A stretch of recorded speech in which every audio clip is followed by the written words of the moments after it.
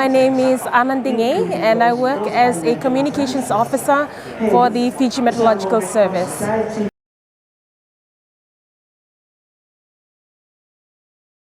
One of the key messages that we wanted to drive today was that communication is key, especially in the area of meteorology, in the meteorological space, weather forecasting, climatology, and hydrological services within the Met Services.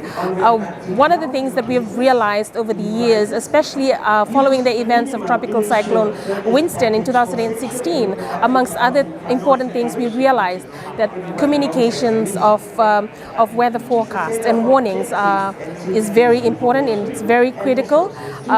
We can have the best products within the Met Services, but if it's not produced in a way, written in a way, issued in a way to members of the public that they cannot understand, then there is, I would say, it is of no use, because the products that we issue should be made understandable, and that's where communications come in.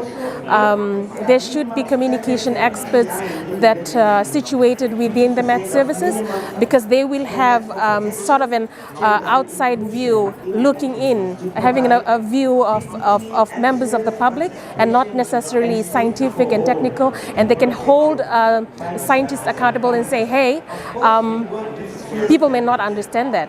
You know, you have to change it into a language, into a way that people can understand, and it can prompt action and preparedness towards disasters within your community, that you look after, within the country that you look after.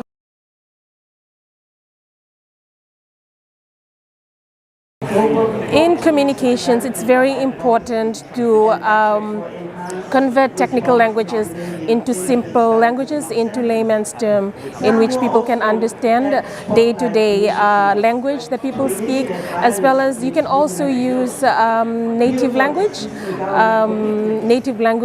that is widely used in your country, so that people can understand, because in some countries, especially in the Asia-Pacific region, English is not our first language. It is our second language. So one of the things that's one of the practices that we do back home in Fiji is try and translate our products into vernacular speaking languages that is widely used in our country. So that is one of the ways in which you can address the communications of weather forecast. And also one of the biggest things right now is social media. One of the good things that we can do is harness social media, and there are many social media platforms, and in probably within 10 people, maybe 8 out of that 10 people use social media. So it's a very wide-reaching platform, Facebook, Twitter, Instagram. So these are some of the things that we can harness and we can use to reach the masses.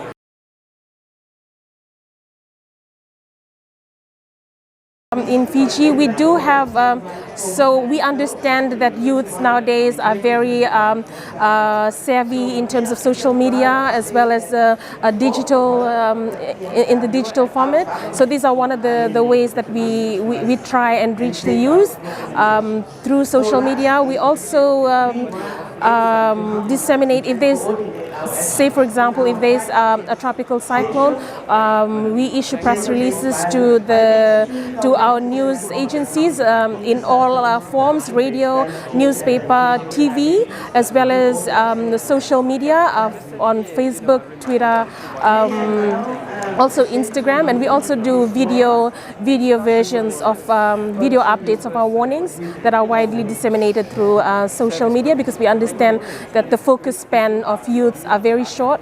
They just scroll through social media and they may not have time to read through press releases and long posts. So video is good for youth. They just click the button and have a watch on it.